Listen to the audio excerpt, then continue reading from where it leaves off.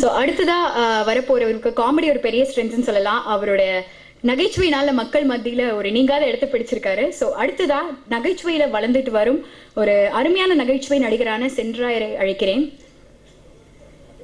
So sir வந்து rummy படத்தை பற்றி உங்களோட எக்ஸ்பீரியன்ஸ் ஒரு சில வார்த்தைகள் எங்களுக்காக ஷேர் பண்ணிக்கணும்.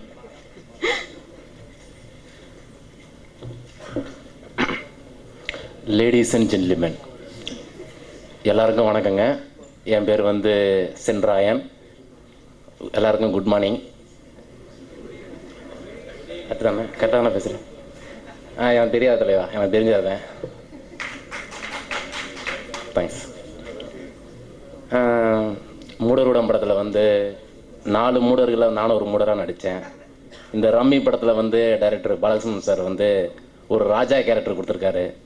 ஒரு மிக பிரமாதமான ஒரு வேஷம். இந்த படம் வந்து ஒரு 5 சீன் தான் வருவேன். 5 சீன் வந்தாலும் நல்ல சீனாக கொடுத்துருக்காங்க.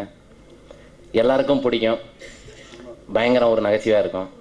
இந்த வாய்ப்பு கொடுத்த டைரக்டர் ராமகிருஷ்ணன் சாருக்கு வந்து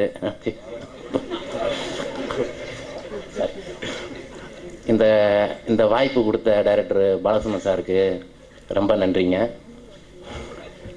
தப்பாக பேசிட்டேன், அதுக்கப்புறம் தெரியல. ரொம்ப தேங்க்ஸுங்க. அதே மாதிரி இந்த படத்தில் ஒர்க் பண்ணுற வசனம் எழுதுன பழனி சாருக்கு ரொம்ப ரொம்ப நன்றி. நான் அடிக்கடி தப்பு பண்ணாலும் அவர் தான் வந்து திருத்துவார், மண்டையில் கொட்டிய வேலை வாங்குவார். பிறகு இந்த படத்தில் கேமராமேன் சாரை பற்றி சொல்லணும். பிறகு மியூசிக்கு இமான் சாரை பற்றி சொல்லணும்.